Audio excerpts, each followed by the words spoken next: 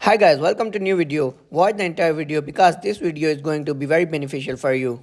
Then how do you defend yourself if someone pushes you on the chest and pins you against the wall and grab your collar and punches you on the face? Step number 1. You have to lift both your elbows up and turn to one side while protecting your face. His punch will hit on the tree and he will be in pain. When you turn to the other side, your shirt will fall in his hand and his hand will loosen. Then you should immediately hit your elbow on his face. From here, down punch and grab his wrist with your upper hand and round your body under his arm and do the technique like this.